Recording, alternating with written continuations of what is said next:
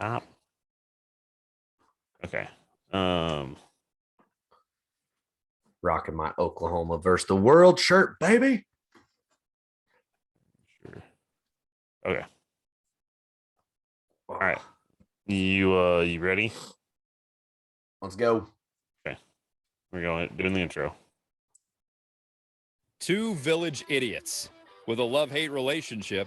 I see you got fat. I see you still look like a 15-year-old girl, but not hot. Who can't stop arguing over Oklahoma sports. You know what, man? Why am I still talking to you? Come on, we were doing good there, man. It's the Just Okay Sports Podcast, hosted by Troy and Daryl.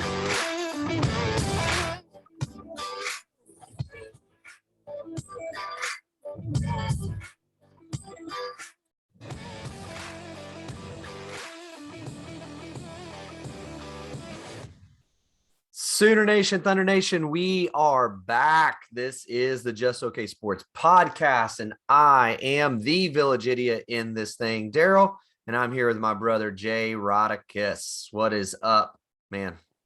What's going on, dude? It's been a little bit. Look, I'm going to be as transparent as possible here. Apologize for last week. We pushed it out there. Actually had really good interactions with some of you, sending questions in. You were ready for the pod. My brother was ready for the pod. And needless to say, got a phone call in the middle of the evening that someone who's very close to me, who has kind of struggled with alcohol off and on, was having an episode. So had to deal with that, and it nixed the pod. But again, always much better to do that and take care of those kinds of things than podcasts. But I'm still bummed because I know some of y'all were waiting, ready to go. Even I was so caught up in the moment. Like, I got a text in the middle of it all, like, dude, where are you? And I was like, oh, bro, like, sorry, this ain't happening tonight. Yeah. No. Yeah, it was kind of an interesting. I was like, I literally sat down and was like, I thought I was running late. And I was like, I sent you a text and you were like, hey man, we can't. I was like, oh, okay. Like, so this ain't going. Yeah, but things happen. You gotta handle what's especially for those who care about it. I mean, you gotta put them first, right? So but we all know that it was really what it was that you were shopping for houses in LA. We know that's what was happening. I will not be the next podcast of LSU. I just can't believe, they let that guy go from that podcast. It boils my blood. Blows my mind. Did they do that in the middle of the season? In the middle, yeah. Season. Like who would do that? Who does? For the season's over. We're ruining podcasting. We're ruining it. You've got games left to play, and you're leaving. Yeah. Sorry. Yeah. Anyway, sorry. We're over it. But no. Yeah. No, man. So yeah, it's been a kind of crazy few weeks for me, just work wise. But yeah, man, it's been kind of good. It's the weather. I will say this weather in Oklahoma, like, I don't know what it's doing. Like, it's like one day it's like 60. It's always like this. Yeah, but I think it's a little bit more extreme because, like, you gotta understand, like, it's been an extremely mild winter. Like, it was like we didn't even have like a freeze until like December. Like it was like 70 degrees on Christmas. I mean, it was so weird. And then, like, now all of a sudden it's like in a month's time frame, it's like we're gonna cram it all in, but it's still gonna be 70 on random days. It's like, anyways, I don't know. Wild. Hey, speaking of random things, I got to give a shout out because he listens every once in a while. My boy Tal. Today is the official birthday, so y'all kind of know I took him to a Raiders game for his birthday, but that's because the season ends before his birthday's over, like, or happens, whatever. But today, man, he's double digits today, bro. Double digits. Hit the big 1-0 today. So happy birthday, Tal. Yeah, happy birthday, Tal. I feel extremely old. But yeah, no, honestly, a great kid. So he's he is. He really is. Yeah, and I mean, that's what's funny is, like, I sometimes forget, like, how old he is because he acts like he to me he acts a lot older than a lot of other kids I know that are 9 and 10 years old. You know what I mean? So, and the same with Logan, really. Even I think they're both extremely good kids. So, it's interesting for me to try to keep track in my head because it's like I try to base it on how they act, but it's like they're definitely not 25. So, they're always better when the uncle's around, though. So, but no one cares about our families. Let's just be real. They could care less. Could all burn the ground. They want the overwhelming, rich depths of knowledge of college football and basketball here, because that's what we talk about. And so let's get into it. Let's get into the recruiting side first. How about we just do that? Just recruiting. So just kind of let you know where we're going to start out. We're going to hit some OU recruiting. And the big one is that OU lands a top 10 2023 quarterback in Jackson Arnold.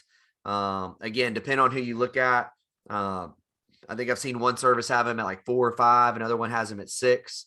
So again, top 10, seems to have an arm on him, and seems to be a guy that's got a really good ceiling and throws a nice deep ball. And we know when it comes to Levy, man, the deep ball is very much a part of that offense. And if you can't drop those dimes, he is probably not looking your way. So I really like this get. I did not get to dive a lot into his tape. The one thing I still would like to evaluate a little closer is just how much athletic ability he has. You know what I mean? Like, can he really move around? And you see some of that. I just don't know what kind of teams he's playing when you do see him running around, if that makes sense. Yeah. And that's kind of the hard part is like, especially in some states, it's really hard to evaluate kids, I think, just because they, like it's different than playing football in Texas than it is playing in Iowa or, wherever, or even Oklahoma.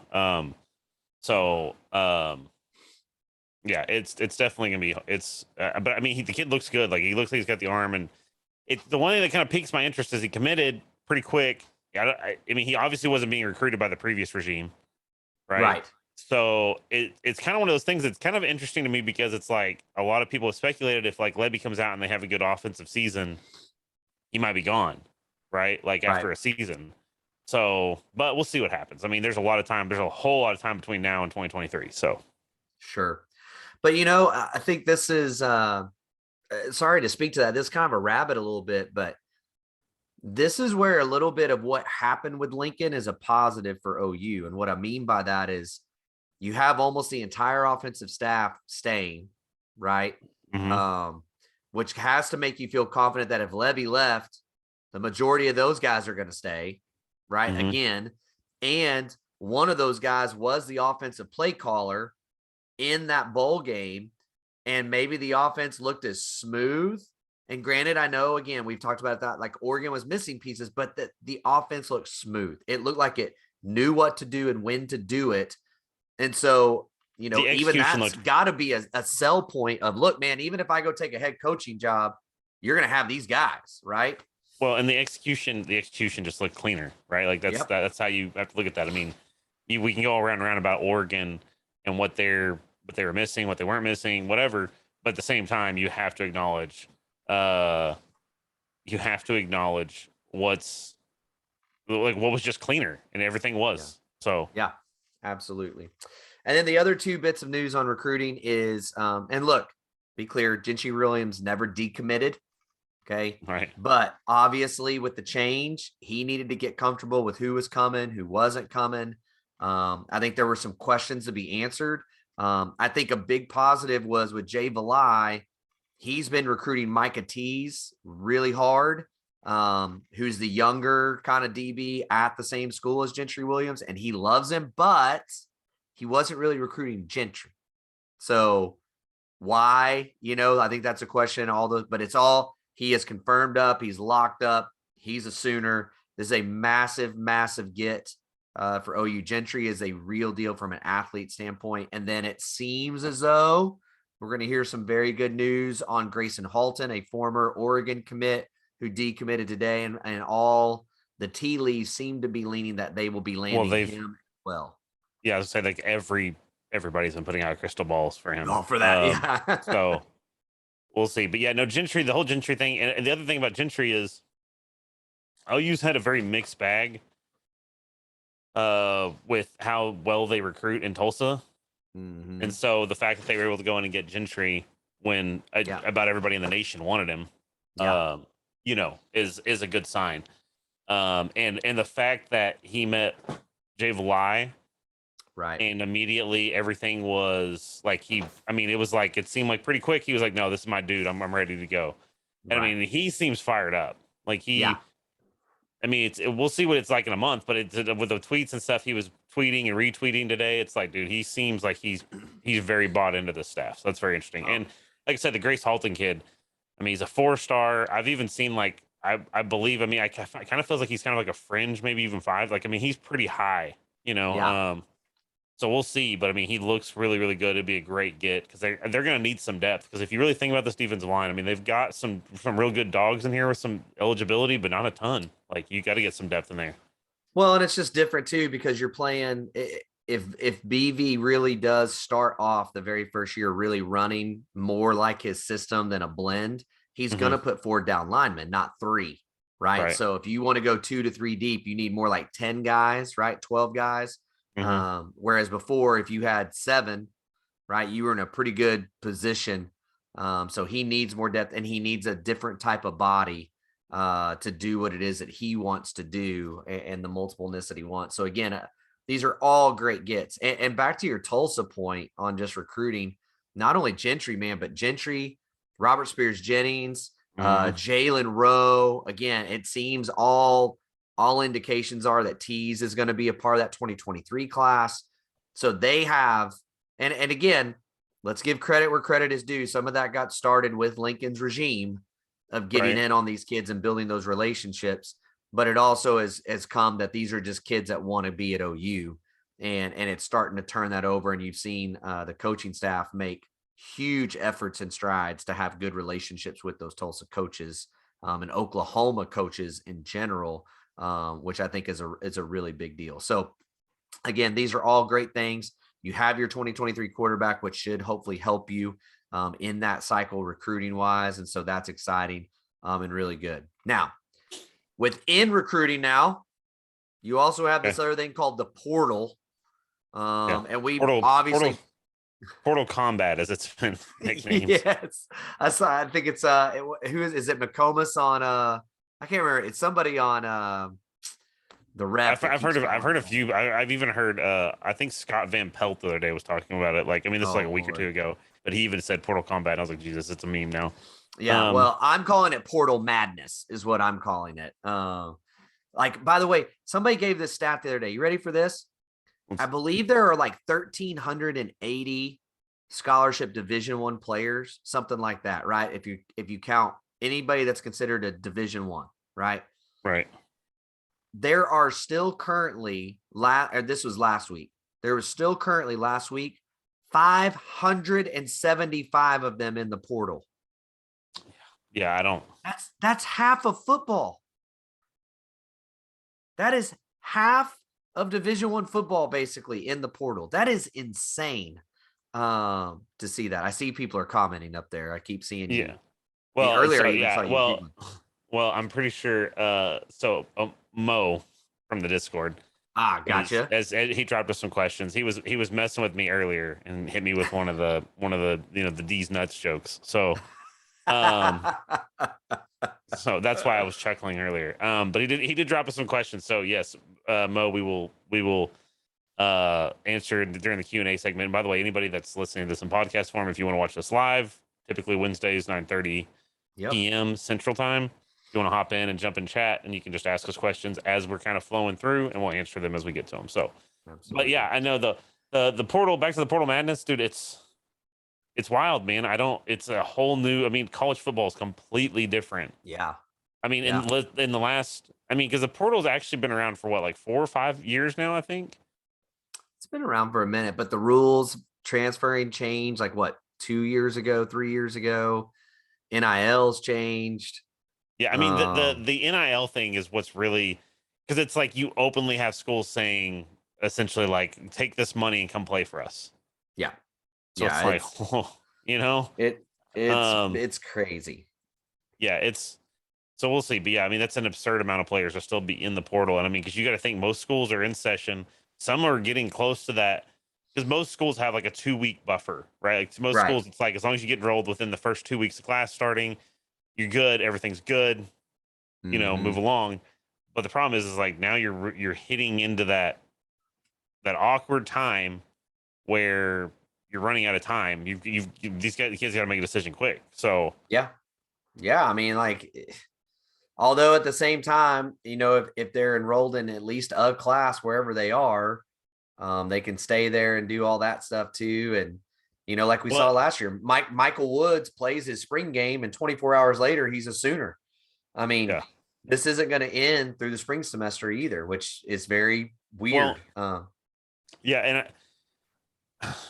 the only loophole I could think of is like they say, because I think like just to allude to like, because obviously Caleb hasn't announced where he's going. I think it's everybody can read that he's not coming to OU, right? Like he's leaving OU.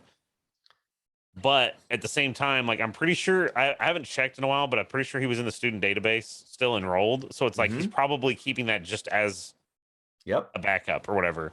But like let's say at Wisconsin or USC or whatever, he could be like enrolled in an online class.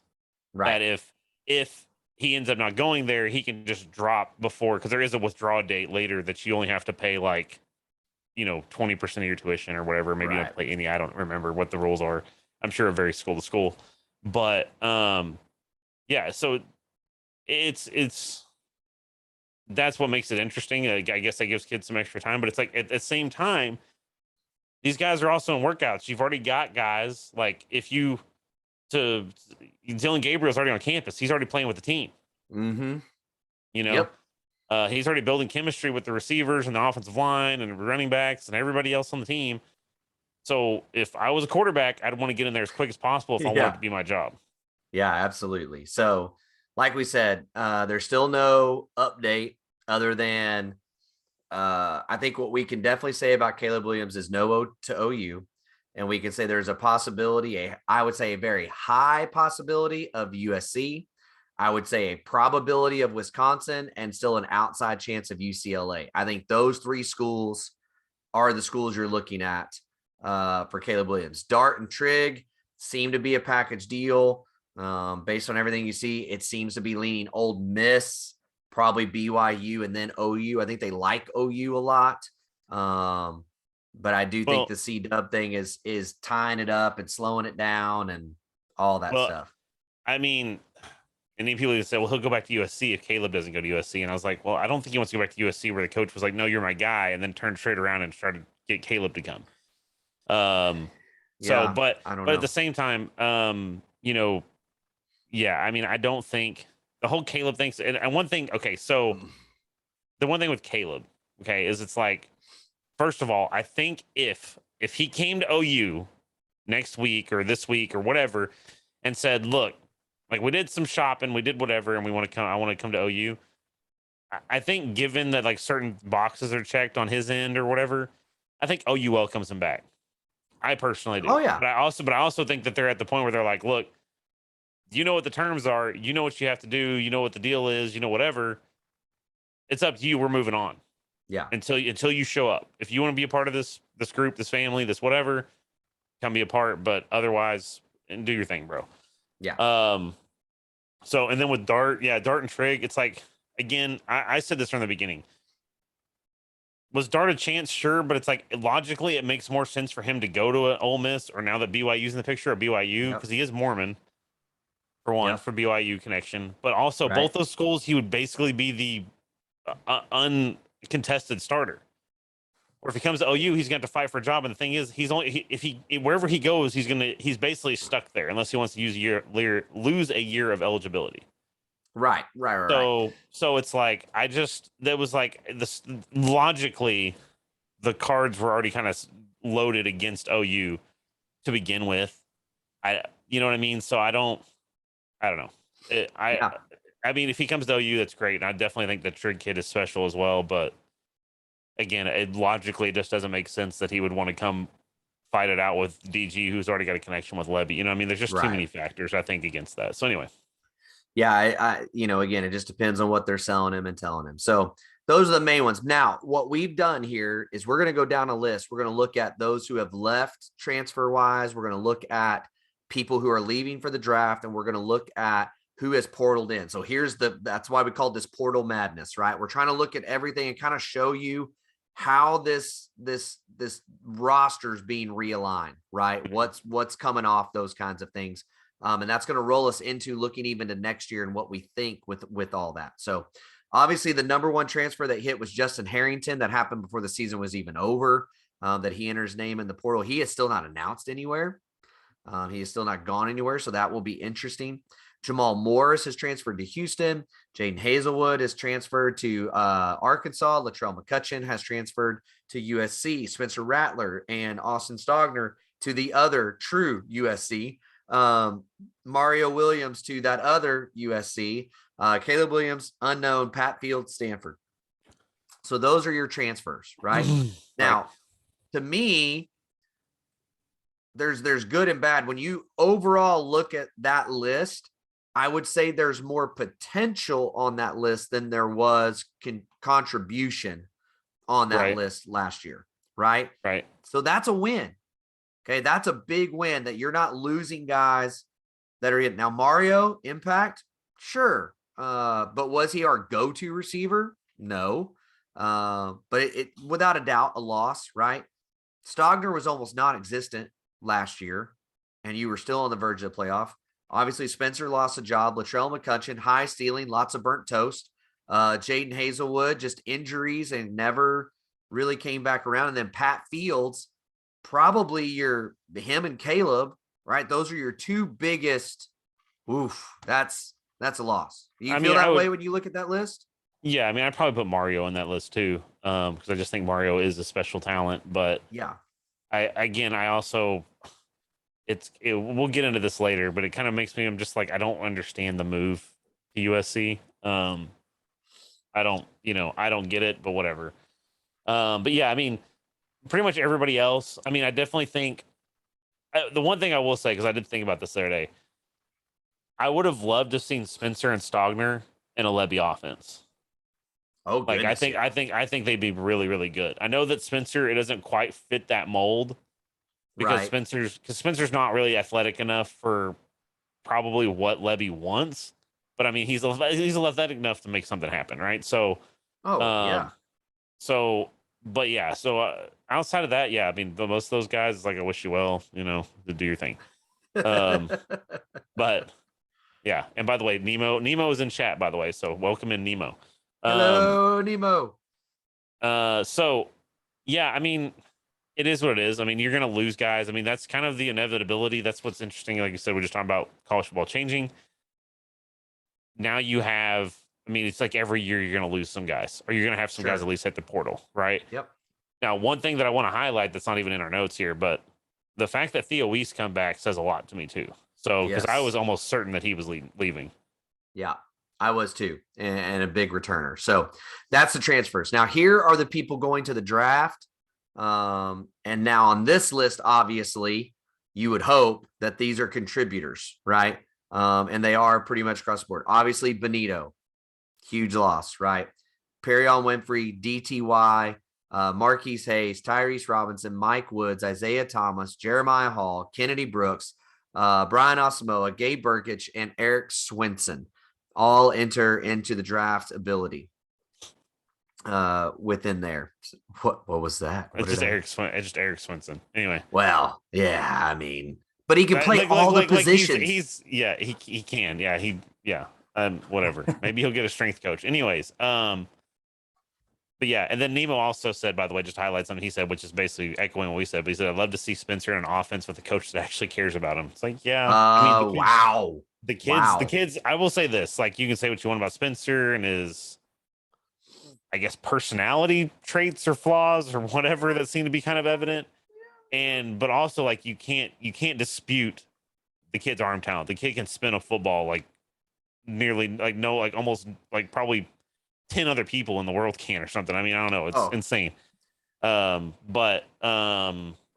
yeah, I'm honestly, because he went to play for Beamer, I'm excited for him. Yes. I hope OU, as long as they don't play OU, I'll be cheering. I'm gonna be a South Carolina fan. I mean, just because of Beamer. So, but going to the draftees, I mean, Benito and Winfrey are really gonna hurt. I mean, DTY to me is really gonna sting more than people want to admit.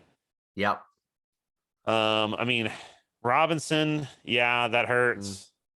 But I mean, again, it feels like I'm interested to see. I think we're going to touch on this a little bit in a little bit, but it's like I'm also interested to see what the development's going to be like with the new strength and conditioning. So yes, 100%. Isaiah Thomas, massive loss. Jeremiah Hall, massive loss. Now I say that I think if you were still running Lincoln's offense, Jeremiah Hall would be a really, really big loss. But I think because you're transitioning to Levy's offense, the loss of Jeremiah Hall will not be felt nearly as heavy, right? Because he's not really an H-back guy. He's more of a true tight end, offensive kind of guy. Now, he'll move those guys in the backfield and stuff, but just not the same.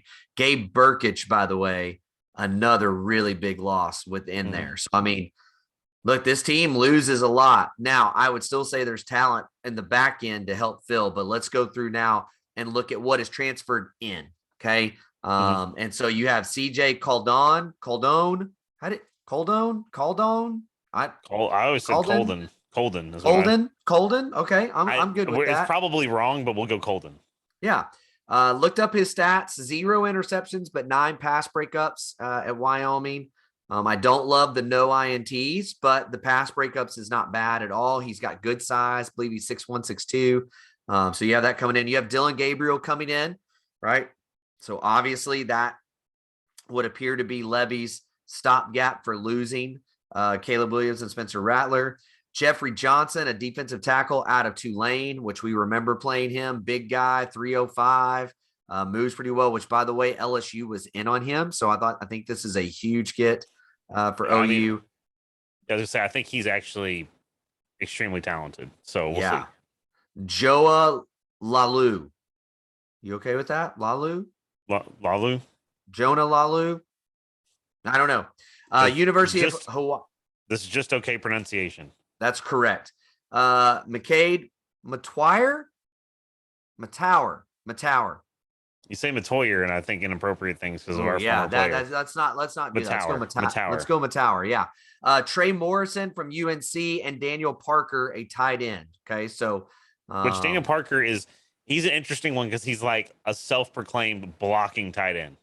Like nobody does that anymore. Like but he's like, I'm an old school. I just want to block somebody, and it's like, dude, like tight ends don't do that anymore. So it's kind of interesting, but. He's going to bring a nasty streak for sure to that tight end room, though, which is going to be good. And look, don't get me wrong, this is not the second coming of Jermaine Gresham, right? Like with him. But when you do go through his highlights, his blocking is phenomenal. And he's made plays in the passing game, right? Like I don't think we're going to see 5 games next year where he's an 80 yards, receiving guy. But definitely if they go into 2 tight ends in a red zone, he's a guy that can make plays down there. So, and I did not even list some of these others. Sorry, I missed TD Roof, the linebacker coach's son, played at Appalachian State and seemed to be a pretty good player. And offensive lineman Tyler Guyton just announced the other day as well from TCU, which interesting. I went back and looked at his 247 profile. He was actually considered a D lineman coming out of high school. TCU converted him to O-line, and now he's coming to Oklahoma as an O-lineman. So as you look at all that, J-Rod, how do you feel about the roster? I mean, like, let's just be clear. Some of these guys are depth guys. Like, we're going to have to just frame it that way, right? Like, I think you got some really good gets. I mean, obviously you got Dylan Gabriel. Like I said, we talked about the Jeffrey Johnson kid from Tulane. Yep. Like some of these guys have a very good chance. Daniel Parker, like he may not light up the stat sheet unless you're looking at pancakes, but some of those guys I think actually bring an element that might not show up on the stat sheet. If they really do have the nasty streak that it would appear that they do, then so I do think they're good gets. And like I said, even TD Roof, like you said, the kid doesn't look like an athletic freak, and he doesn't look like, but he looks like he knows defense. I mean, obviously he's his dad, obviously, right.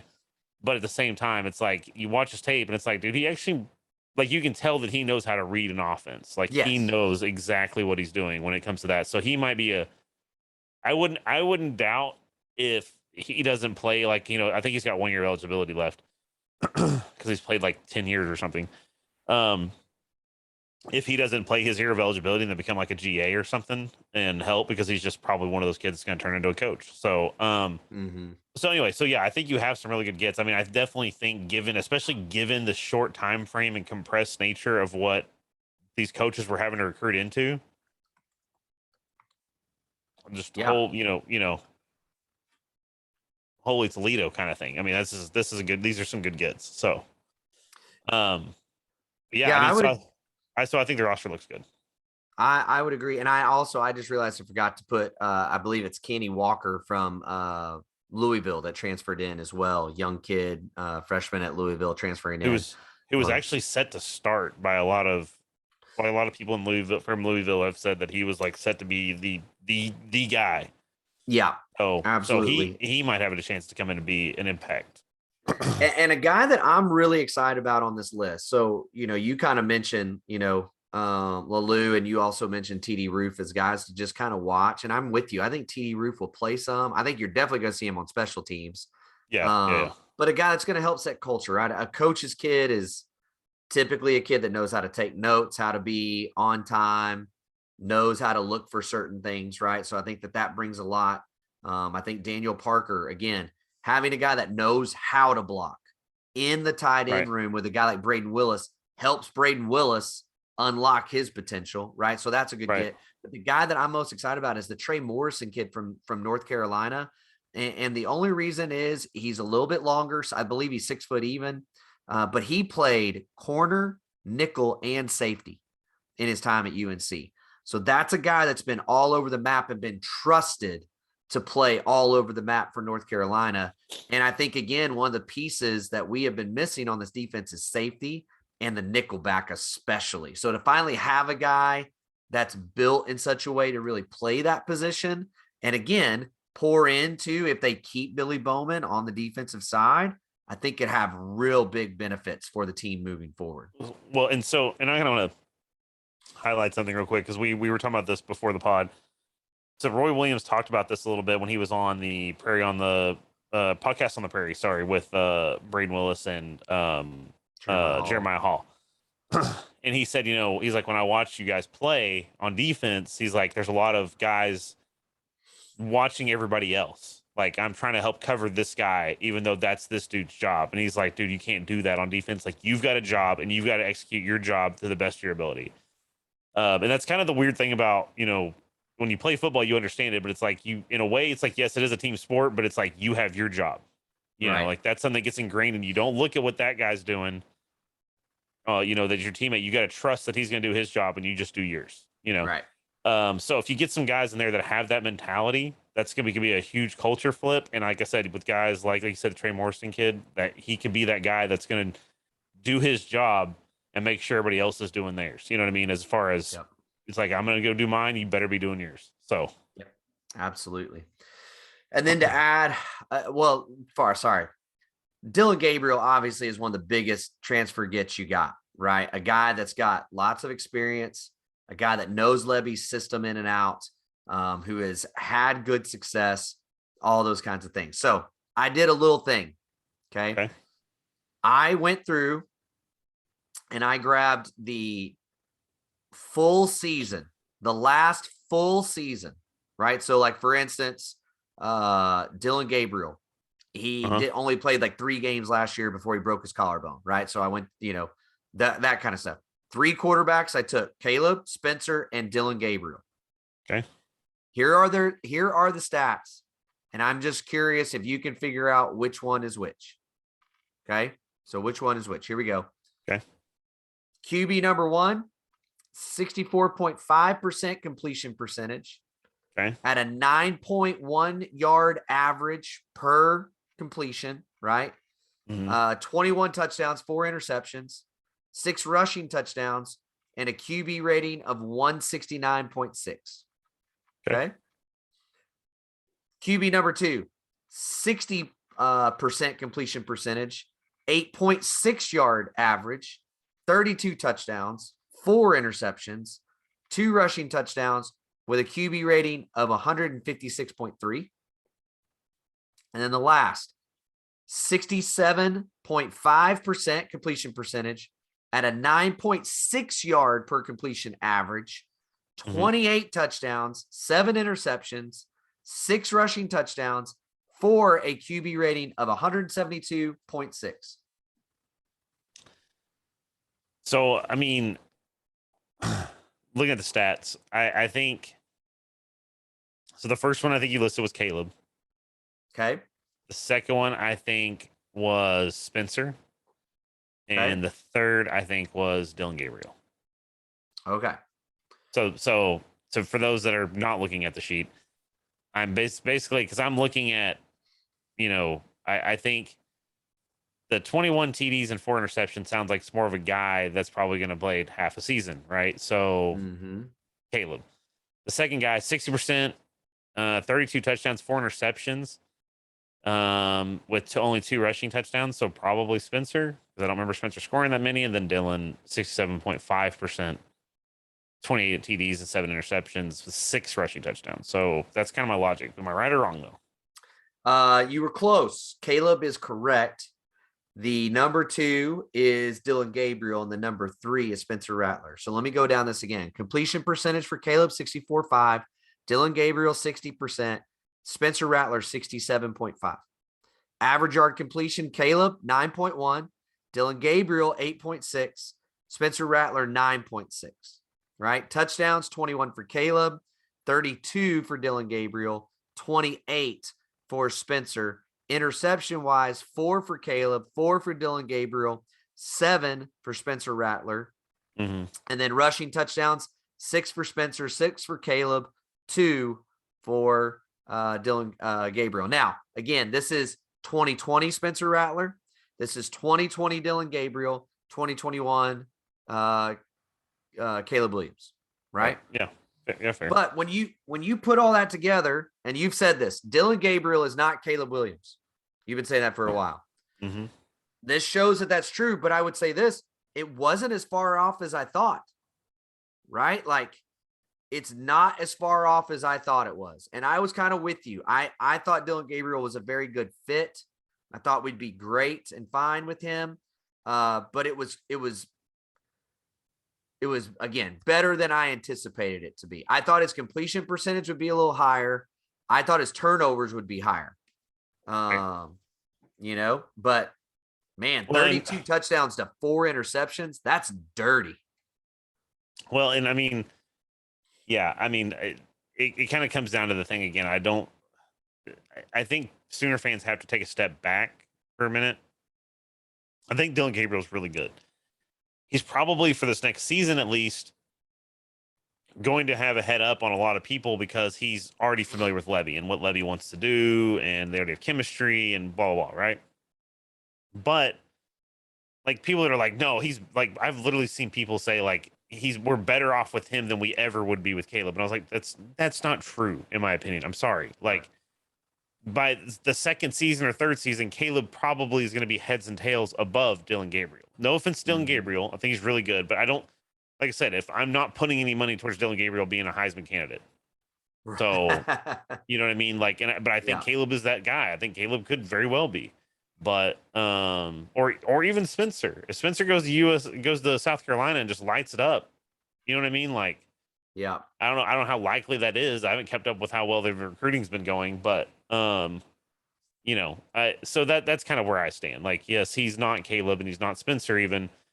I think he's really, really good. It is closer, and I think especially on the stat line. But the other thing you have to factor in is, again, he was playing against lesser competition overall, right? So, I don't know how much that affects that closeness, but still, it's not the same to play in the whether they in the American or whatever versus playing in the Big 12. So 100%. But that argument goes both ways too, right? It goes the playing the Americans, not playing in the Big 12, but it also means that he's going to be playing with better talent around him than he played with in the American. Yes. Right? That's true. With Marvin Mims and sounding like Jaleel Farouk is going to stay, Theo Weiss coming back, and Braid. I got to imagine that tight end and those receivers are better than whatever he's played with across the board at UCF. Right. Yeah, so, yeah. So I we'll see how it goes, but I'm with you. And I think we do have to acknowledge that there's been a shift in the Big 12, that it has become more defensive. Dave Aranda knows what he's doing. Well, what's funny is can't even remember who it was. There was a color analyst or something for because I don't even think this is in our notes. But we probably should talk a little bit about it later on. But somebody was mentioning in the NFL playoffs, because the playoffs have been bonkers. Oh, so awesome, yeah. But somebody was like, well, the playoffs is so much better when they play like the Big 12. And everybody was like, have you watched the Big 12 recently? Like, this isn't what it's like. Like, the SEC, what's funny is the SEC is actually more prone to putting up 50 or 60 points a game against each other than the Big 12 is, right? Yeah. So, definitely the last 2 years. It's definitely become a more defensive minded conference in the last probably, I'd say, like 2 to 3 seasons. Yeah. So, Absolutely. but yeah, and Aranda's definitely played a part in that. That dude scares me if he stays in Baylor. West Virginia's defense has been lights out the last couple of years. Aranda's been great. Iowa State's been great. And then you had Jim Knowles at what he did with Oklahoma State I mean, like, it was tough. Now, let's keep moving so we don't get bogged down too bad. On top of all the transfer portal madness, right? Then you also have the 2022 class early enrollees. Okay, so the list of those guys is Kobe McKenzie. You have Jaron Kanik. You have Robert Spears Jennings. You have Nick Evers. You have Jaden Gibson. From what I hear, he's a tall wide receiver. Javonte Barnes, running back. You have Jason Llewellyn, a tight end. Caden Helms, a tight end. Kip Lewis, linebacker. Nick Anderson, yet again, another tall wide receiver. And so all those guys in early, and I think that is really big. Why are you laughing? I don't understand. Just because that irks you so bad, the whole tall receiver thing. I just love it. I'm sorry. Like, I'm like a pig in slop with that because it just eats you up. But yeah, no, and I mean, honestly, what's funny is when I look through that list though of early enrollees, dude, like nearly every one of them could have an impact this year, besides maybe Evers. Like, I mean, Evers could, depending on like if Gabriel goes down or whatever. But pretty much everybody on that list has the chance to be an immediate impact sort of guy. Because, like, for one, I don't know if anybody's seen. Go look at a picture of Kobe McKenzie. Dude, like there's a picture of him standing next to Kenneth Murray. Yeah, and it's like, holy crap, the kid, he's bigger than Kenneth Murray. And he's 18 years old. Now put him in a Schmidt workout. Let me see what that boy's going to be looking like whenever he gets to. He's going to, dude. I mean, it's going to be terrifying for some people. But and like I said, I told you before when we did the preseason deal last year. Yeah, we were talking about some of the commits. I think Kip Lewis is going to be a special talent. Yeah, you are high on Kip Lewis. You are really high on Kip Lewis. Yeah, there's something about. I mean, I think for one, he's got a little bit of an nasty streak. He's quit. I mean, there's just a lot to like about his film. Right. Well, and then you add Jaron Kanik, right? Who the report came out this week. He went 4-4 in the 40, and he repped 275 pounds on the bench 10 times. I mean, and again, the dude's 17/18. He should be going to prom in 3 months. And he's already dropping 4.4s and dropping 275 10 times before Schmidt. You got Robert Spears Jennings, who, by the way, I just read the article today on him about how he is now. When he was offered and committed to OU, he was up above 500 in his ranking. He is now in the top 150 in the entire country. Wait, who is this? Robert Spears Jennings. Oh, Robert Spears Jennings. Yeah. Yeah. Here's what's kind of funny. And by the way, I do want to highlight something because we were talking about Kobe McKenzie. Nemo pointed out, have you seen all the stuff of them posting? I think Stutzman and a couple others posted pictures of him trying to ride the scooters around campus, and he can't. And he's constantly falling off. Yeah, he can't ride the scooters or the little. I don't remember what those are called. They have the little electric powered ones or whatever. So yeah, it's gonna be the kids. The Stutzman and those guys just crack me up, dude. Like, I could just sit and read their Twitter all day. If they literally just tweeted their whole life, I'd sit there and watch it. Dude, but there is the perfect amount of crazy in our locker or in the linebacker room right now. There's just the right amount of crazy in the linebacker room. I just want Daddy Stutzman to become an analyst so he can roast his son in person. So let's go back to what you were talking about though. So Kobe, Jaron, and Kit, right? Linebackers. I would say probably have a good shot at probably some special teams this year. I don't know necessarily breaking through with Deshaun White, Agwebu, Stutzman, Witter, even Brendan Walker. I'm excited to see Brendan Walker. If he he was hurt all last year, by the way. I picked him as my breakout, found out he got hurt in the fall and never recovered. His build and his speed with BV, that's kind of exciting to think about. So I think they're going to be depth guys this year and special teams guys this year. All that to say. Well, But then when you, go ahead. Sorry. No. That's twice. Go ahead. I was just gonna say, so with and like when you look at Kanik, like people go watch Kanik's film, and this is one thing I want to highlight because I mean, you look at his 4'4", 275 times 10. I mean, the kid's a freak athlete, right? But what's funny is like I saw people that were like, well, look at this highlight of him playing Kansas football and he's running over everybody. It's like, well, I mean, let's be honest, it's Kansas football. Like, yeah, you know what I mean? Like, it's kind of what I was saying earlier. It's like it's kind of hard to judge sometimes. Like, I mean, you can definitely tell he's got a mean streak and he's definitely got the athletic ability, but like don't think because he trucked 10 people on the field that means he's going to do that in college. He's not. He's playing Kansas football. Well, yeah. No, but anyway. But I mean, you and I both know it doesn't matter what level. When you literally truck 5 people, the 6'1", your momentum should be down enough that you are able to get on the ground, and he trucks 4 more. I mean, like that. Oh yeah, no, that's what I said. I think he unreal. I'd almost love to see them put him like on kickoff or something, like kickoff return. Yes. You know what I mean? Or something, just because it's like, because he played, like, that's the thing is if you watch his film, by the way, like 80% of it is offensive highlights. Yes. A lot of running back. But he came here as a, like a D end. I think he's going to be kind of that edge rusher sort of guy is what I think is what I've heard. So, I mean, I think he's going to be an outside linebacker. I mean, and I'm sure they'll blitz him some and those kinds of things. But yes, but again, all those linebackers, if they're going to make an impact, I believe it's going to have to be, like you said, on special teams, right? But now let's go through the rest. Look, Robert Spears Jennings Jr., if he looks half as good as he looked at the All-American game, if his speed is really what they're saying it is, and dude, his size, dude, he is thick, bro. I mean, he reminds me of the Legion of Boom days with Seattle, the way he's built and the way he can move, right? Look, let's be honest. Safety is wide open.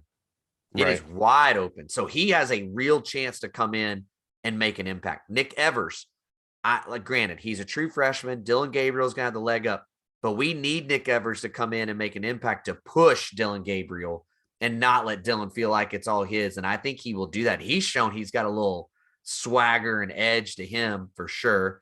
Jaden Gibson, tall receiver, definitely going to have an opportunity. But like you and I have talked about this, dude, his tape, why in the crap was Lincoln Riley and crew not recruiting that kid? Because his tape looks real to me. His off the line ability is unbelievable.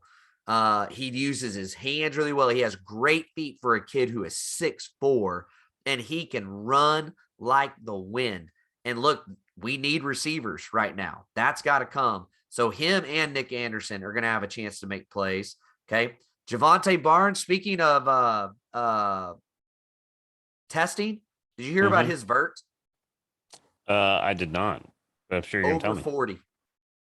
Yeah, that's nuts. By the way, stupid. And yes, Javonte Barnes, what a get.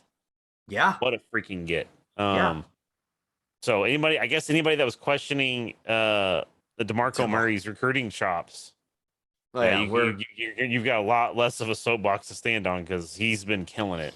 Yeah. And then the other 2 guys that we need out of these early enrollees, the Jason Llewellyn and Caden Helms, right? Because as of right now, it is Braden Willis and it is Daniel Parker, right? Yeah. Those 2 young guys have got to make plays, not go-to guys, but they need to be guys we can count on now because both those guys are going to be gone next year and we're going to need them to come in behind them to fill that void. So yes, this class right now, these early enrollees are going to have an opportunity to make plays on this squad, and it's going to be fun to see. So, now, with all that, I'll let you go first. I have the 2022 schedule. Our man, Mr. Nemo, had a question last week when we canceled on him. So I'm curious what you guys kind of think about the schedule next year. What do you think the record for the good old Sooners will be? I have it in front of you here, Jared. I'll let you walk it out, and I would love to know what you mean do every game this season? Yeah. Okay, so UTEP.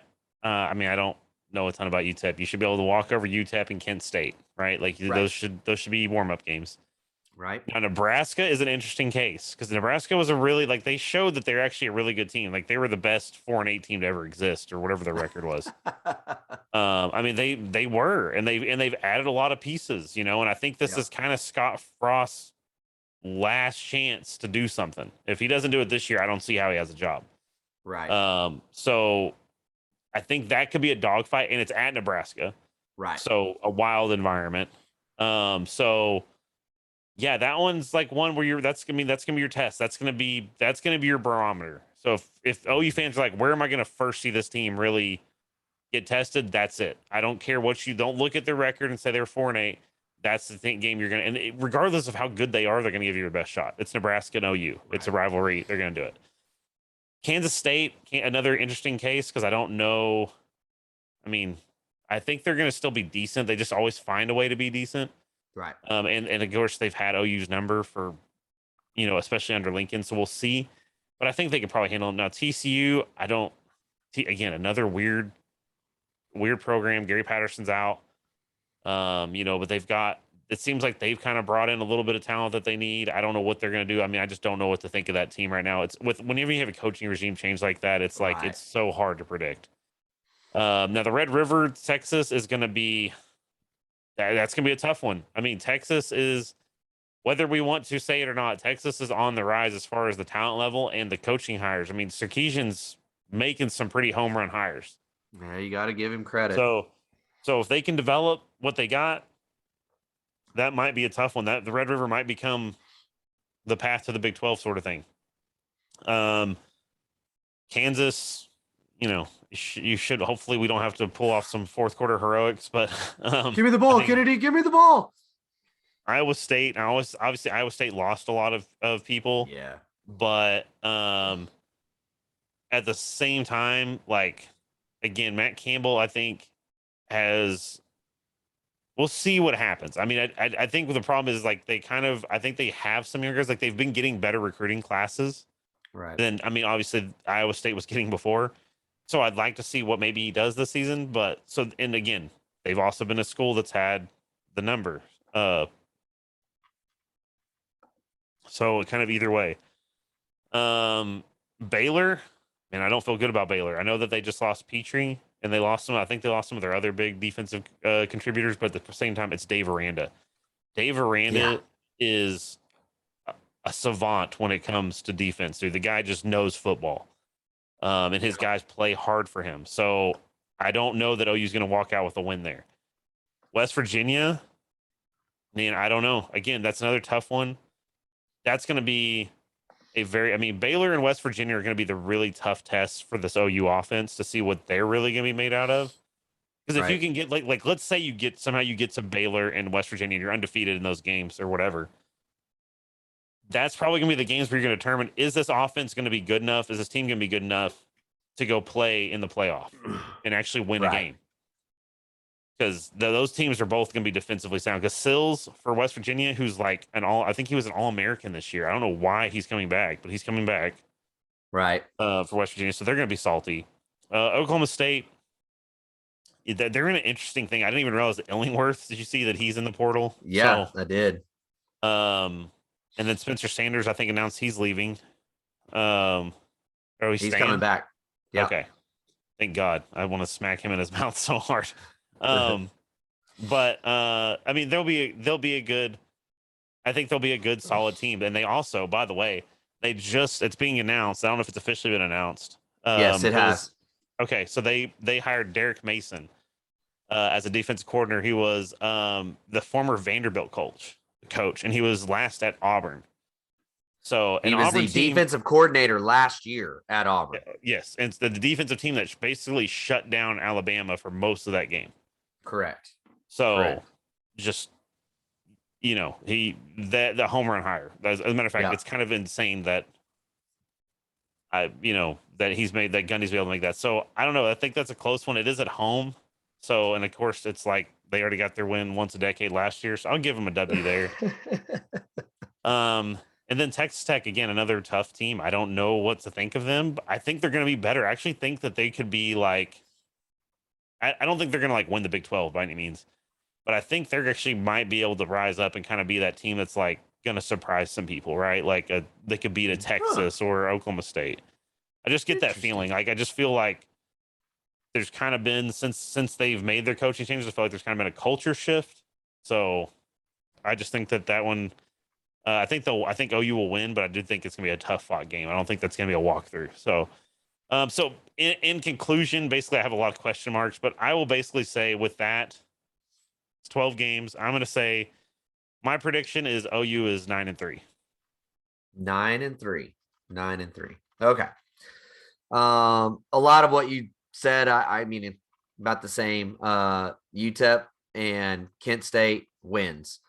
Nebraska, I'm going to say a win. And the only reason why I say that is they lost a lot of that D-line that really made that defense tough last year. I mean, their D-line was very, very, very good, and the majority of that's going to the NFL. So I think that gives you an opportunity to score on them. But at the same time, I also believe that Casey Thompson is a way better quarterback than Adrian Martinez. So, yes. So that'll be interesting, and it is at Nebraska. But I'm going to say that OU comes out with a W there. Kansas State, Skylar Thompson, the Sooner killer, is gone. While I think it will be a tough game, and like K-State does, they don't beat themselves. They're going to make OU grind out a win, but I think you get a win. TCU, yeah, they're a big question mark. I don't know what to think about their new regime or any of that. I know their running back room has gotten a little thin. I'm going to go ahead and give OU a W there. So I have them at 5-0 going into the Red River game. Now, the Red River game gets interesting because whoever plays that game will have never played that game before for Texas. They play Quinn Ewers. They're going to be not, I guess, technically not a true freshman. I guess technically a redshirt freshman. I don't know. But he's a freshman age, right? Mm-hmm. But he hasn't played hardly any college ball. And then you got Hudson Card, who kind of had moments and peed down his leg the rest of it, right? So I don't know. I still think culture-wise, they got a ways to go. That game's a question mark for me. KU a win. ISU loses everything. Like, I'm with you. I think Matt Campbell, I really do genuinely believe Matt Campbell's a very good coach. But, man, he doesn't have his tight ends. He's not going to have Mike Rose. He is not going to have Breece Hall. Like, there is Purdy, so as much as you want to. I mean, yeah, I definitely think they're not going to be as good as last year. So yeah, they lose too much, and so I'm going to give us a win there. Baylor, I'm with you. I think could be. I think that's a loss. Same for us. We're going to be playing a new quarterback dealing with that defense. I think that's a loss. West Virginia, I'm going to give us a win. And the only reason I say that is because West Virginia has no ability to find offense anywhere. And I do believe our defense will be able to keep us in that one to win it. OSU loses too much to me. And Texas Tech, I'm not worried about them at all. I don't see anything about their roster that makes me nervous. So I kind of have two question marks and a loss at that point. Man, I really don't see a scenario where this team doesn't go 10-2. And I really want to say 11-1 is what I want to say. Red River and Baylor are the two games that scare me. On that whole thing, those are the two games that I just go, ooh, that could get nasty. Yeah. Yeah, no, I agree. I mean, and like I said, I think the thing is that people forget too that West Virginia had beat OU, and if it wasn't for a turnover, West Virginia probably wins that game. But yeah, I mean, I get it. They don't have much of an offense. Their defenses, I think, is going to be. It might even be better this year. So yeah. We'll see. But yeah. So I mean, 9-3, 10-2. Yeah, I mean, 9-3 is me being Dark J-Rod. Apparently, that's the new nickname in Discord. So. Well, look, that's still, I think, though, even in the last couple of years, 9-3, depending on how everything shakes out, puts you still in a position to potentially be in the Big 12 championship game. Right. I mean, yeah, you're not going to get to the playoffs with that record. No. But at the same time, I mean, and let's be honest, with me saying 9-3, like 9-3, considering all the changes that just got made and the attrition and a new system, new systems. I mean, everything's really different. If you go 9-3, that's actually a pretty good record, right? Like you actually set yourself up for a lot, because now you can recruit kids and say, look, we went 9-3 and we were piecing stuff together as we went. So come get on board and see what we can do, and we can build it. So yeah. Yeah. I mean, I still think no matter what, this team is in the race for a Big 12 championship. I think that they at least are getting that game. I do not think they're a playoff team. Don't think they're there yet, but I do think they're that. So that's kind of the wrap up of Portal Madness, all that good stuff. We have decided to add a segment for the off season. Now, I don't know how long this will last. I don't know how long I'm going to be able to get information for this at all, other than stuff that is just on social media. But we decided to create a segment within the podcast that we are calling Dawg Schmidt. Let me say that again. Dawg Schmidt is the segment. And as everybody knows, Schmitty's kind of thing is, hey, big dog, right? Like every story you hear is like, hey, dog, hey, big dog, hey, big dog, you can't do that, big dog. I'll see you at 3:00, big dog. So you got that part of it. And then you've got obviously Jerry Schmidt coming in, changing things up, running things now. So we have some connections to players on the team. We generally try not to ask them questions about who's transferring, who's not, all the drama. But I did and have reached out to several of them about just, hey, what's the Schmidt life like?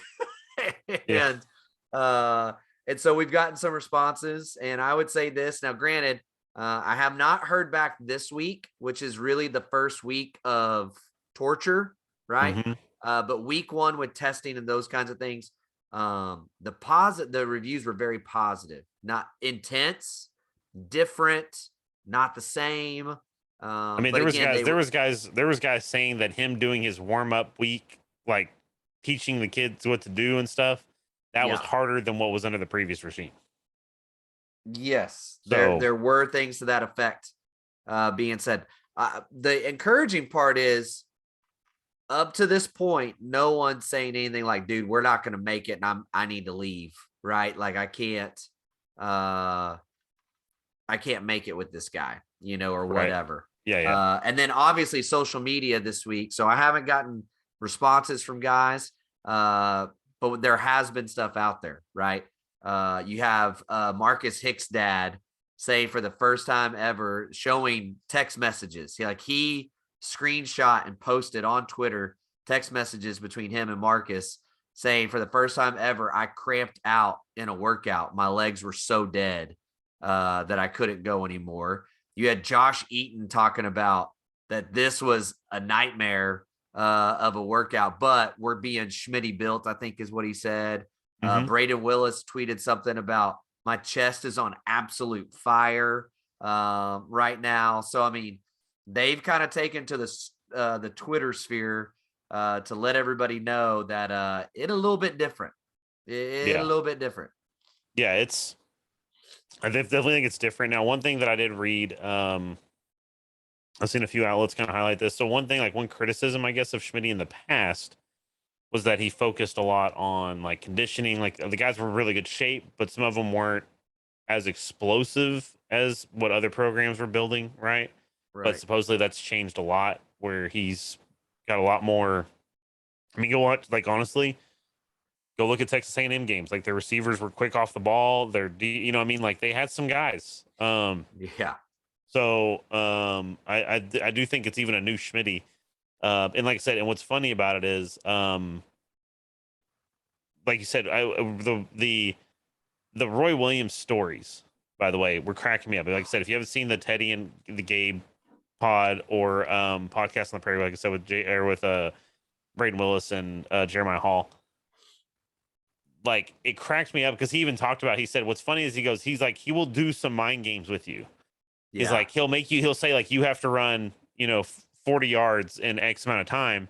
And he goes, but he'll make it so it's like 50. Like, he'll move the cone so it's longer than what it should be. And so you'll be like, why am I not meeting this time?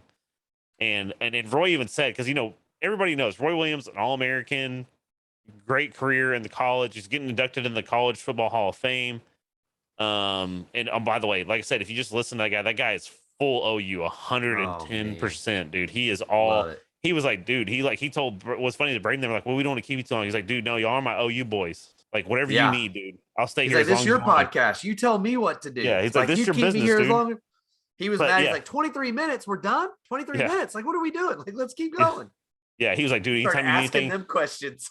He was like, I'll get you in touch with this guy and this guy since you're going to the NFL Hall and Jeremiah. And like, I was like, bro, this guy is amazing. But anyway, it was kind of funny hearing him tell some of those stories because it just shows like how different the mentality is going to be under this regime as to what it was pretty evident was. And he was very, I would say he kind of tried to mask it a little bit, but he was pretty openly critical about the previous regime in several facets. So, yeah, but, and to be honest with you, even Braden and, Braden basically said like, this is way harder than anything we ever did with not with Schmidt, but with, Wiley. So yeah, it's going to be amazing. Same thing with Rame and same thing with Marcus Hicks, both talking about, man, this ain't the same. Like this ain't no joke, which again, look, there's 100 ways to skin a cat, right? Like I want to be so clear about that. Like, but man, strength and conditioning, anytime the word conditioning is involved with something, it should be hard. It should be something you don't look forward to. And you can tell already within 1 week of these guys having Schmitty, that ain't the discussion. The discussion is this is hard. And the discussion is it was not hard the last go round. I mean, that is being put out there and it's ridiculous. Well, it's the accountability too. Cause even Roy said, because they were talking about, again, go back to Roy Williams. I don't want to make this turn into this Roy Williams podcast. You're welcome to come on anytime you want, Roy. But, come on, Roy. Come on. But no, the funny thing about it is he said, he goes, I hated doing gassers, or I think it was gassers what he said. And he goes, and he'd tell me I had to do this in a certain amount of time or whatever. And he goes, like, I missed it by like 2 seconds. And he goes, and Smitty comes over and he just pats me on the butt and goes, hey, don't worry, you just come back later, dog. And he's like, dude, I was so demoralized because he's like, I knew when I came back that evening it was not going to be pretty. Yep. And so it was kind of the accountability, I think, because it was pretty clear that it was like, oh, you didn't get that, it's okay, buddy, you'll get them next time. You know what I mean? Yeah. Like it was kind of just a different mindset, I guess. So that accountability, I think, that's the little details that could bleed into other things, right? So I'm interested to see how that affects the team as a whole. Yeah. And of course, I think if you're listening to this podcast, you've probably already seen this posted multiple times on social media somewhere or in a whatever group chat thing or board you're on. But another thing that just shows the difference, right? O-line guys, that the Schmitty bar for an O-lineman is that they have to be able to do 315 pounds 10 times, right? Like you got to be able to rep that out. We only had one that did more than 5. Yep. And that was Bray Walker. And Bray Walker did do 11 sets of 315. Every other guy could not do 315 more than 5 times. Now, granted, like I'm saying that like, oh, I could go in and do 3. Like, and I'm not saying that. I'm just saying you can see the complete culture difference from what Schmitty wants and what he believes makes a great football player, especially in the trenches, compared to what Benny Wiley was doing, right? Like those guys have to be tanks, and that's the way Schmitty believes it. Benny Wiley, as we mentioned, much more injury prevention, flexibility, speed, quickness, that kind of stuff, as opposed to just pure strength. So it's going to get interesting. I don't believe they've had a medicine ball day yet. So we'll see what happens with that. Yeah. I mean, with Wiley, it was beach body, it was like they were doing P90 or something. I mean, that's what his bread and butter was cut on before. I mean, really it was though. I mean, they ran gyms that were tailored towards you getting lean and ripped and everything. And then it's like, yeah, you had defensive linemen that had 6-pack. It's like, well, you really don't want your defensive linemen to have 6-pack, especially if you're going to the SEC. You want to have big pot bellies that they can push people around.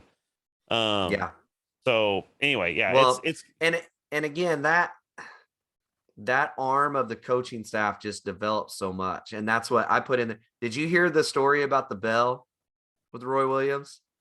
Well, let's hear it. Let's hear it so people understand. Okay. So he said, he goes, just be glad y'all won't experience like the G.I. Jane bell. And they were like, G.I. Jane bell, right?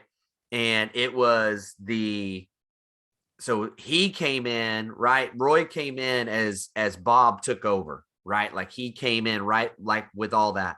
And so obviously Bob was trying to change a whole culture of a team. So they took the team out to the stadium and did steps. And they put a bell up, just like from the movie G.I. Jane, like they do at SEAL camp. And they said, whenever you're ready to quit, just go ring the bell, but then you're done. You don't have a scholarship anymore. You're out of here. And they said there were 8 guys that rang that bell that day. I believe is what the number was, right? But like, that's the kind of crap that Schmidt does. Like he was talking about, we're going to run 40-yard gassers, but he puts a cone at 50 yards to like mess with you, to see what you're going to do. And that's one of the things Roy said. He goes, I never missed a time on gassers, because when he would do that, I would run the yardage he told us to run, not to where the cone was. So that's how I always made my times, right? But then those guys talk about he on purpose keeps guys from making their times, right? So he'll be like, you got 15 seconds, and he clicks it at 13 and goes, nope, you didn't make it. You got to start over, just to mess with your head, just to make you tough, just to make you grind. And that is obviously not what was happening in the former group. Well, and that's the thing is because I believe it was Roy and like Teddy and Gabe. I mean, several of the former players have talked about it. That also bleeds into, like I said, it kind of one of those things that's a small detail that bleeds into other things where that gives you a mental toughness. If you get a bad penalty, it's like, okay, well, that you're mentally built to say, well, that's not how that should have gone, but just get after it the next rep, right? Like just go after the next rep. And I think that's what he's trying to really put into them. And like you said, that's just their mental toughness pretty obviously was not on this team the way it should have been. And I mean, that's, and if you don't believe me, like I said, plenty of former players and even a few current players have kind of alluded to that. So, well, and like Roy talking about at the end of the game, I felt like I could play another one. Yeah. He's like, Schmidt will get you right. Like when we got done, I was ready for more. That's how hard stuff was. I mean, it's awesome. All right. And then we got to move into our next segment. By popular demand, actually really just Sunshine, but we have not done a My Other Brother segment in a long time. And you may not know that. Again, name's Daryl, old show, bunch of country bumpkins, my other brother Daryl. So here's my country bumpkin of the week. Here is my other brother Daryl. And that person is, and I hate doing this, we talked about this a little bit before the pod. I try my very hardest not to put in my other brother Daryl status athletes that are currently in the system of college football, right? Like I try to stay away from that as best I can. So I'm going to do it this way. I'm going to name a player. I'm going to name the situation, and I'm going to broaden it out to guys that do this in general, right?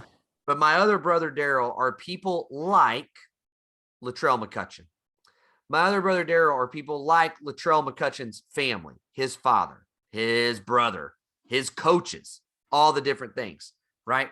If you are one of these people who, in the midst of a season, on the back end of a season, is going to take to social media and talk about how pathetic your coaching staff is, how much they don't know what it is that they're doing, that they don't know how to put guys in a position to make plays, complain about what little time you're getting on the field, etc., etc., etc. That's not a good policy, because here's part of the problem. You never know how the coaching carousel is going to work, right? We know in this business, you could be on the mountaintop, Gene Chizik, and 2 years later, you're fired, right? Ed Orgeron, national champ, 2 years later, gone. And you don't know where those people are going to go. You don't know what those people are going to do or what their role is going to be somewhere else. So when you start spitting things like you guys are effing idiots, they don't know what effing defense is, I don't understand why our guys aren't being put in a position to actually make plays and so forth and so on. What happens when you go to the NFL and one of those guys now becomes your quality control guy? What happens when you now transfer because the portal madness that we're in and you need to transfer to a different situation because of where you are, and you end up with one of those coaches now being added to your staff? You put yourself in a terrible position, and you make yourself look like a fool when you end up at one of those places talking about how great those coaches are and the opportunities they're going to give you. Well, you don't need to air these things out publicly. You don't need to put those kinds of things out there in that way, because you never know where you're going to end up. And especially in college, it's 3 to 4 years and you're in a business. Look, guys, I think all OU fans would agree. Tom Herman, a very overrated coach, but does anybody know where he is today? He's with the Chicago Bears, or at least was. So if you're going to call Tom Herman a moron as a player when you're in college, and then all of a sudden the Bears draft you, and now you got that guy who you said this, and this about publicly, you put yourself in a position to not have a job. You hurt the opportunity you have to provide for your family, to provide for those that you care about most, and yourself. You put yourself in a position to not have your talents utilized because you can't keep your mouth shut. So, yes, go into an office, tell a coach he's an idiot. That's fine. But you better not do it publicly, because you never know how much it's going to come back to bite you. And Latrell McCutcheon definitely learned that people keep receipts on what you say as he made his transfer to USC this week. That's my other brother, Daryl. Well, and just real quick, just to highlight something, because I agree with you. I try not to, like, for one, people lose sight of the fact that obviously these kids are on ESPN and there are millions of people watching them and whatever. Right. They're still kids in a sense. I mean, they're adults. I mean, they're above 18, so they're adults for the most part. But at the same time, it's like, look, if you're going to tell me that you were making the smartest decisions at 18, 19, 20, up to the age of 22, 23, I'll eat my shoes. Okay. But here's the thing. The thing is when you get on Twitter, like, this is the thing. And I think this is kind of like a highlight of just not even just necessarily in sports. When you post something on Twitter, imagine that you're standing on a stage in front of the entire world with the microphone. Yep. Because everybody can see it. Everybody, I mean, not to say, you know, I don't have the reach that Latrell McCutcheon does or Tebow or anybody else, but it's like at the same time, if I tweet something that doesn't look good and I say, man, I really don't like that Daryl guy from that Just Okay Sports podcast, and I'm sitting here, not a great look, right? So you kind of forfeit, your ability to have much of a defense. And like I said, it's so funny because it seemed like such a united front by him and his family of, like, screw the previous regime. Yes. And everybody was like, okay, cool. And then now he's with the previous regime. Like, everything, he literally left, and it's like, you changed the colors of your uniform. That's all you did. Like, in your location, your pin location is different now. Congrats. That's what you changed. Everything else is the same for you. So what are you doing? Anyway, so I mean, I don't understand it. I don't understand the logic behind it. I don't know how that. I would love to have been a fly on the wall to have that conversation of, like, hey, remember that time you, like, if the coaching staff sat down with him, was like, hey, remember that time you tweeted that I suck? Yeah. You know, it's like, how was remember that time that you tweeted that the analyst that was over there was a way better coach than I was? Yeah, and your father retweeted it, and your whole family was all about it, and yeah, it's one of those things. It's all I can say is I wish you the best, Latrell. Whatever, I don't wish any ill upon you, but at the same time, it's like, dude, I honestly, to me, it looks like a soft mentality, like a soft. That's just how I view it. But I mean, again, it just looks hypocritical, right? You can't say those things, and now you have a choice to go where you want, and you choose to go back to that. Like, it just, you know, if anything, you're in one of two categories. You're a complete moron, or you went way too far and dramatic trying to cover up that you knew that somebody was headed to USC and already made your mind up you were going there with them. Like, that's the two options, and neither one make you look good, right? Both make you look terrible. So that's that. Thunder basketball, they lose a lot. That's kind of the update there. But they're in a position to have 2 top 5 picks. OU basketball, good night, man. Dude, okay. Look, so I've got to own something real quick because I was it last week, but whatever weekend it was, I came to see you, right? Yeah.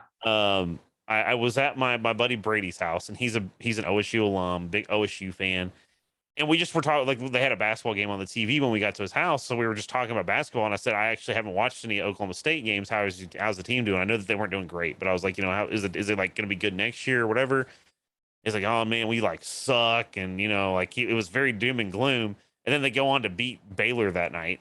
And he literally on my way home, he texted me and was like, dude, he's like, remember how I said we suck? We just beat Baylor. And I was like, but it's like, I feel like maybe it's my fault because from that point, it's like OU slid off and like OSU's gotten some good wins. So sorry, guys. I guess maybe I should have been to the My Other Brother Daryl segment, but Man. but yeah, so it's talk about hot hand to searching for an identity, or I don't know. Well, look, I mean, and again, if y'all follow OU basketball, y'all know this already, but it's turnovers. I mean, both Baylor games, 20 plus turnovers. Like the other night, they lose the Baylor game, by a decent margin, but you turn the ball over 24 times and you give up like 40 points off those turnovers. I mean, look, at one point, the announcer was even saying, this is unbelievable. I believe Baylor had like 13 more shot attempts in the game from OU, and OU was winning the game because their defense is that good. OU's defense is that good. But when you turn the ball over, they turned it over 14 times in the first half, right? Mm-hmm. You can't win. Like, if they will eliminate turnovers, this team can play with it. They should have beaten Baylor twice. They should have 2 wins against Baylor. Well, right? Hey, and quick shout out because Nemo did point out they did beat West Virginia tonight, which West Virginia is not a slouch of a team. So no, and that's what I'm saying. When they don't, what do you want to? I'm going to say that their turnovers were in the 10 to 13 range. How about we look that up? Let's do some great podcasting. Yeah, we're googling it right now. Let's see what we got here. There's that. Don't start playing stuff. Scores. Oh, come on, fiber internet. You got to beat the Country Bumpkins internet. Come on. All right. So the turnovers. OU had 17. West Virginia had 15. I mean, golly, that's still so many. And they won. OU won by 10. How's their 3-point shooting? Their 3-point is 5 for 14. So that's 35%. Okay, 35's Like, yeah, it's not good. It's not good, but still, see, that's what I'm saying. And I put on the sheet, if they would lower their turnovers by just 30%, right? By 30%, which from the Baylor game, they had 23, 24 turnovers. So to 17 is a 30% difference. That's a 30% difference, and they win the game. I mean, yeah, that's if they can be in the 10 to 12 range of turnovers for a game, they've got a shot in every game because their defense, man, when they are locked in, they are dang tough on defense. When they turn the ball over that much, they cannot beat these teams. Yeah, I mean, they were 13-2, I think, or 12-2, I think, going into like the Baylor game, and now they're 13-7. So it's like, yeah.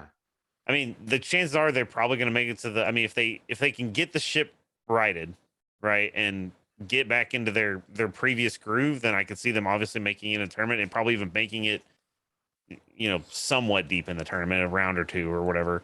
Right. But they've got this. This is the thing. This is a first year under Moser, dude. This is a first year. Give this guy some time to get some recruits in and get it built the way he wants to get it built and get the culture changed and everything. Yep. Boy, it could be nuts. And that's not a diss on Lon Kruger, but you know what I mean? Like it's no, but I mean, there's no question that Porter Moser is really doing something special down there. And then Jenny Baranchek, dude, holy crap. Like she is unreal too. I mean, the girls program was like in complete shambles. Like we talked about it. As a matter of fact, we did a prediction before the season, I think, of basketball. And we were like, yeah, it'll probably be like 3, 4, 5 years even before she can get it going because it's in such bad shape. And look at her now. I mean, They did take a pretty big L, I think, to I remember who they were playing. Maybe was it Baylor, I think, maybe, or somebody. No, it was somebody okay, but yeah, they got drummed pretty hard. But I mean, again, that's gonna happen in basketball every once in a while, right? Like but they have beaten everybody that they should have, and they've beaten a lot that no one expected them to beat. I mean, they are a very good basketball team. Yeah, if she's, it's nuts. Same thing. You want to talk about giving her 2 more years to get the girl she wants in there? Dude, okay, think about this. Hang on, think about this. I know this is a little premature because we're not quite to that season. I think we're only like 20 days away or something. But think about this. Think about if your basketball programs all end up ranked, right? Both of them end up ranked. Your football team obviously ended up ranked, and you're going to have probably the top 3 preseason. I don't know what our preseason rank is in softball. Yeah. Oh, they're the unanimous number 1. Unanimous. Okay. Yeah, I figured so, but they sound like, on paper at least, they look like they can be pretty dang good. I mean, they got a lot of people coming back. Gymnastics is 3rd. Yeah, and girls gymnastics 3rd. I mean, so I'll use the athletic department, dude. They do it fine. I'll trust in Joe C. Joe C needs a statue, but anyway, with his little fedora and everything, I don't care.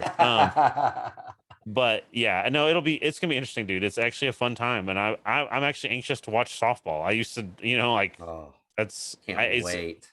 So they're so good. If you haven't, like, don't be like, who watches softball? It's like, dude, go watch. Those girls are freaking good, and it's actually real good. It's really entertaining to watch. So anyway, yeah.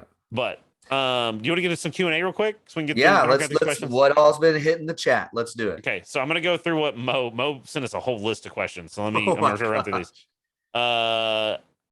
Question of the segment: is Jackson Arnold a better hopeful than Arch Manning? Ooh, that's a great question. For me, I think so. I mean, I don't think Jackson Arnold's like heads and tail above Arch Manning, right?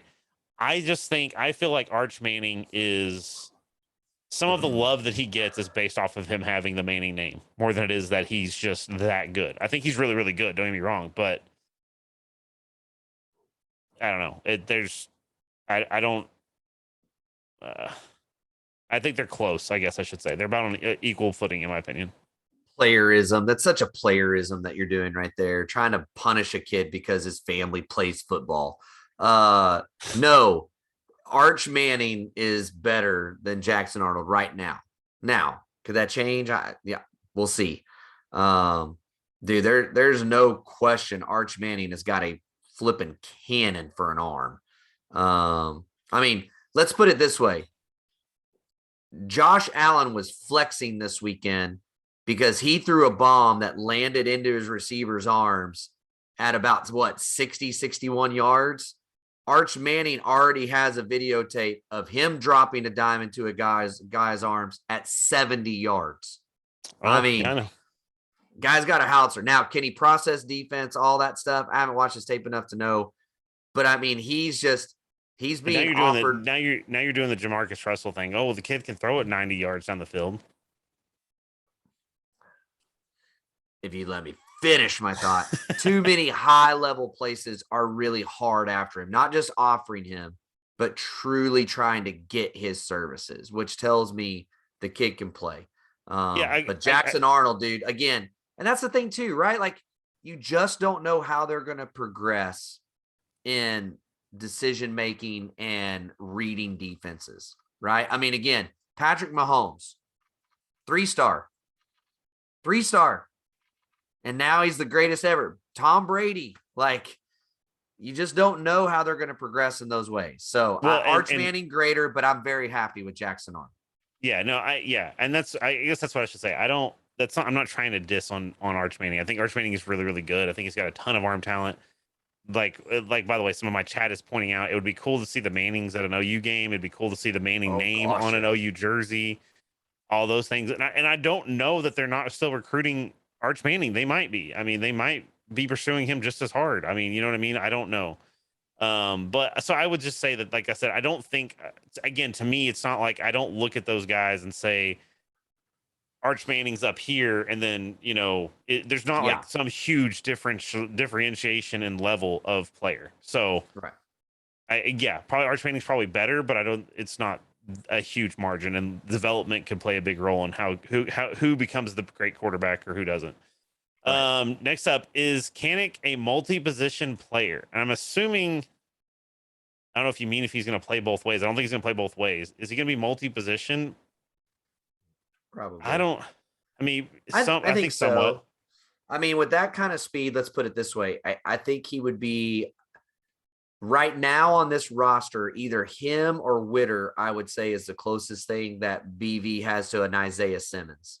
Right. And so Isaiah Simmons at Clemson was a guy that would be a nickelback, which then turned into an outside linebacker. Right. Like kind of that kind of multi-position type thing. So, but yeah, with that kind of speed and athleticism, yeah, I mean, heck, yeah, man, you could line him up as an outside linebacker that you create a scheme where the safety now comes up on a blitz and he drops into a safety coverage, you know? I mean, like, well, and I think it would be interesting. I mean, I don't know. I don't know the roster, but like you said, with a kid that's that size and that speed, I wouldn't be totally surprised if he did play a little bit of offense where they had like a package, not like he's an offensive player, right? Sure.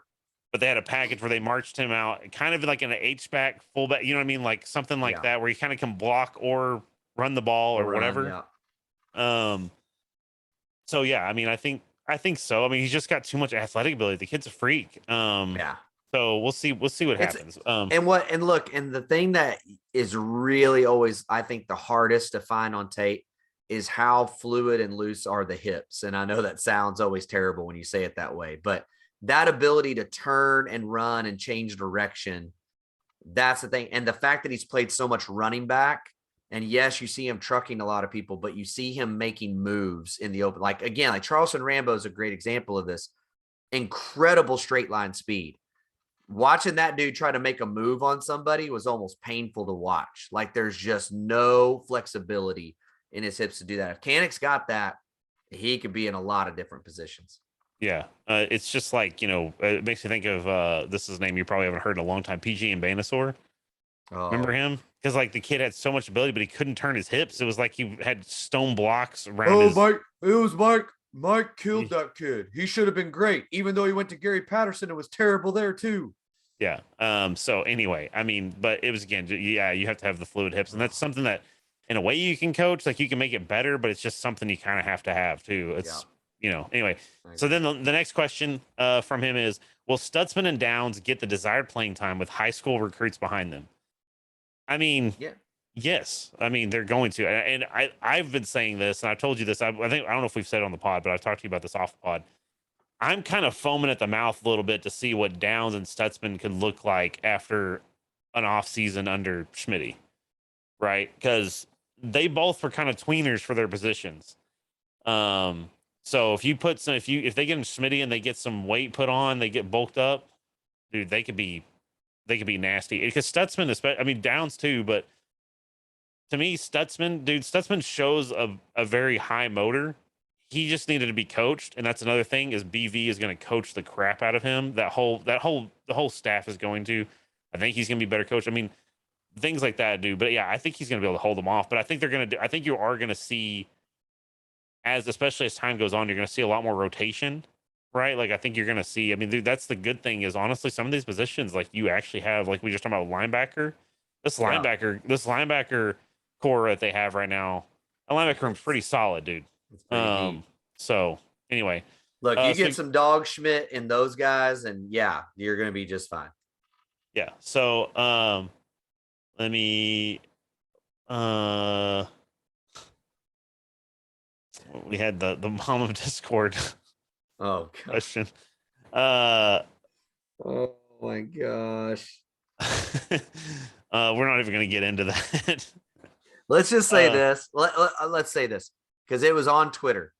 Please, OU fans, I don't care where a mom ranks on your scale of 1 to 10 with a recruit. Please stop talking about their moms. Just stop it. It is inappropriate. Don't talk about their sisters. Don't talk about anything, especially on social media. You want to go have a beer with your buddy at the bar and talk about it? Whatever. Stop putting it on Twitter. Stop doing that. Quit putting it on. Stays. that stays on threads within a Discord or something. No. I'm sorry. So anyway, no, but no, it's gonna be. I mean, yeah. So by the way, that's a Q&A section. But yes, it's I mean, and to be fair, very quickly, pretty strong mom game in the OU locker room. Yes, yeah. But that's it. Let's go. Okay. Yeah. So, anyways, but yeah, no, so that's all our Q&A. So the last thing we're going to do is, kind of wrap this thing up. So Ozark is back. I don't know if you are a big Ozark guy. I tried it. I couldn't get there. I went through like a season and I was like, eh. Yeah, I really like it. So I was really frustrated because they released season 4. Right. It just says season 4, but it's season 4 part 1. So they released 8 episodes now, and then later in the year they're going to release part 2, which is going to be another 8 episodes, I think. Is this like the final season or something? Yeah, this is it. It's ending after this. Oh, okay. Okay. So that's so it's weird, though. It's very very good. It did, but where it ends is it's like it sets a lot up. So I thought this is the last episode. Like I thought this was where it ended, and I was like, whoa, like what? How do you end it this way? And then I went and read, and it was like, oh, season 2 is coming. I was like, crap. But anyway, Ozark's really good. Book of Boba Fett is out. Oh yeah. I'm behind. I'm behind one episode, but I've really enjoyed it. Well, yeah, there's a new episode that came out today, and I haven't seen it yet. Because it comes out on Wednesdays. So I haven't seen it yet. And then obviously, have you seen the trailer they introduced for Moon Knight that's coming out in like March? It's a Marvel. It's a really weird thing. So he's like basically it's got Oscar Isaac in it, that played Poe Dameron in Star Wars. Oh, okay. He's the main protagonist. He's Moon Knight. So Moon Knight's like some weird. Like the story basically is that he got his powers from like an Egyptian god, but he's also got like dissociative personality disorder where you have like multiple personalities. Oh, yeah. So he's very, and like the whole premise of the trailer, if you watch trailers, he's like he doesn't know when like what's real and what's not, because he keeps having these flashes of seeing things, and he doesn't know what's real or what's not. So he eventually becomes Moon Knight. But there's a whole lot of stuff to it. But I'm actually anxious for it because apparently it's gonna be a series, but apparently like it's gonna I from what I understand, this is gonna be like the kind of the way of looping him into the MCU without making him his own movie. Oh, so wow. And I mean Oscar Isaac is a great actor, so yeah, he's really good. He's really good. So yeah, dude. By the way, we just need to make a plan for going to see The Kingsman. Like we gotta. Is it even out anymore? Like, is it in theaters? I don't know. We got to find out because I really want to go see it in a theater. 1 and 2. I can't get Troy or Chris to hit us back about going to see that, so we got to go check that out. But Book of Boba Fett's been great. Have enjoyed that. I just started Peaky Blinders because apparently it's ending. I don't know if the season's out yet or not, but apparently it's ending this year. Like they're doing the last season of it, and I've always heard good things, so I finally started it up. So I'm like on season 3, I think. Nice.